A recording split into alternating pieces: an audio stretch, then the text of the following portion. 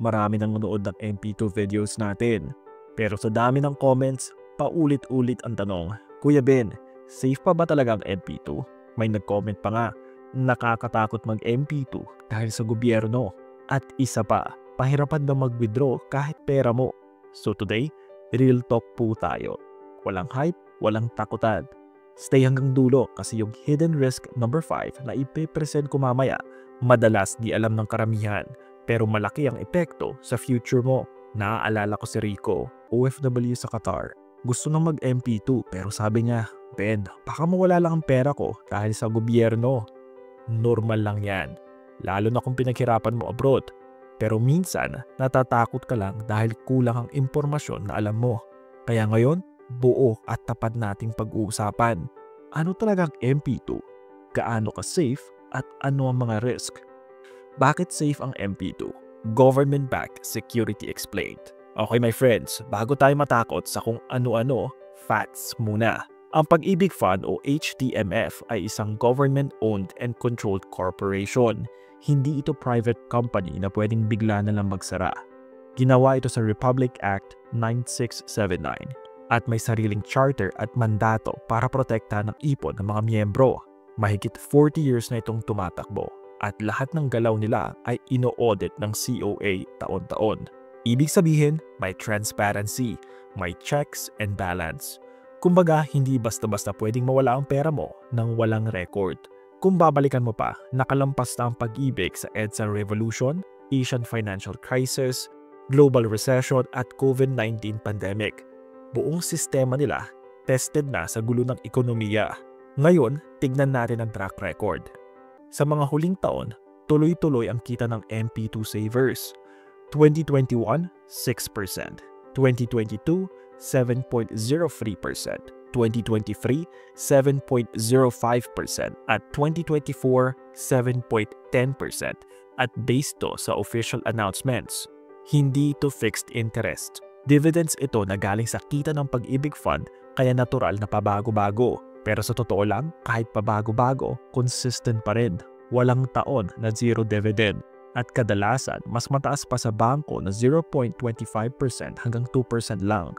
Kung may graph ka, makikita mo talaga yung steady upward line kumpara sa bank savings na halos patag lang. Kaya kung ang hanap mo ay secured growth, MP2 pa rin ang isa sa pinakamatino sa kategoryang low-risk investments. Pero ito, klaruhin natin kung ano talaga ang ibig sabihin ng safe. Safe kasi government-run at COA audited. Safe kasi may assets na lampas 1.1 trillion pesos as of March 2025.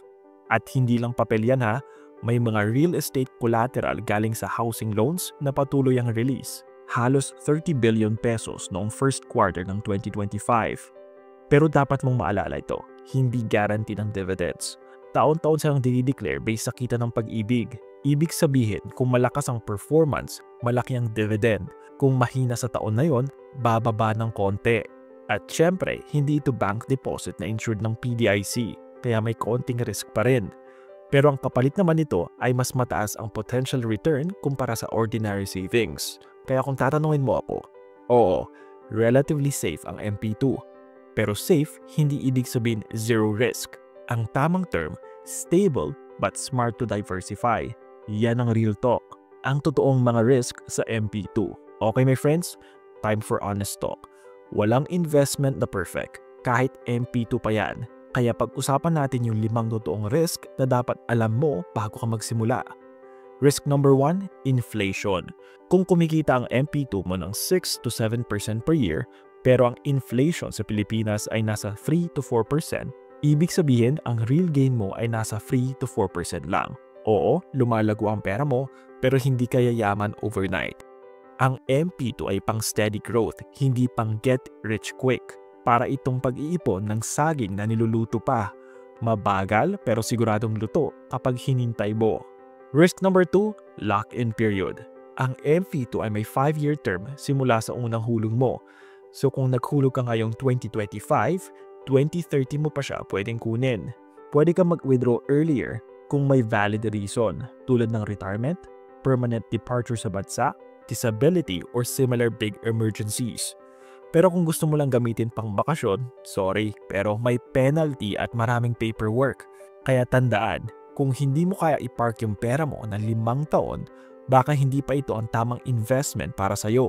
MP2 is discipline training disguised as savings. Risk number 3, withdrawal process. Real talk po, hindi instant ang pag-withdraw. Kailangan mo mag-fill out ng forms, ipa-verify ang account at maghintay ng processing. Kadalasan, inaabot ng ilang linggo bago mo makuha ang check o credit.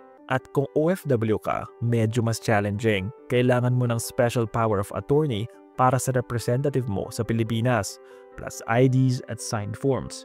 Kaya planuhin ng maaga. Here's a pro tip. Mag-file ng withdrawal request 1 month before maturity para pagdating ng due date, smooth na lang ang release. Hindi yung abala ka pa sa pila. Risk number 4, institutional risk. Kuya Ben, paano kung magka-problema ang mismong pag-ibig?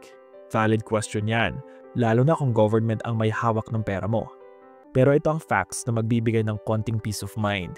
Taon-taon, ang COA ay gumagawa ng unmodified audit opinion sa pag-ibig.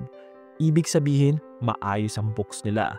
As of March 2025, may mahigit 1.1 trillion assets sila. Solid financial base. Tuloy-tuloy ang operations. May 30 billion pesos na housing loans release pa ng first quarter ng 2025. Ang ibig sabihin nito, hindi basta-basta mawawala ang pondo. Pero kahit malakas ang fundamentals, hindi ibig sabihin zero risk. Kaya pa ulit-ulit kong sasabihin, diversify. Huwag ilagay lahat sa isang basket kahit government pa ang nagpapatakbo. Risk number 5, opportunity cost. Ito yung hidden risk na madalas di alam ng iba.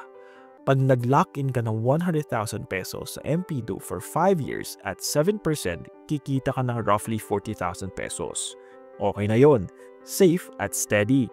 Pero what if ginamit mo yung pera sa ibang bagay?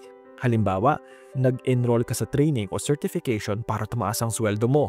Nag-start ka ng small business o online sideline na pwedeng magbigay ng extra income. O nag-invest ka sa stocks habang baksak ang market na may chance kumita na mas mataas.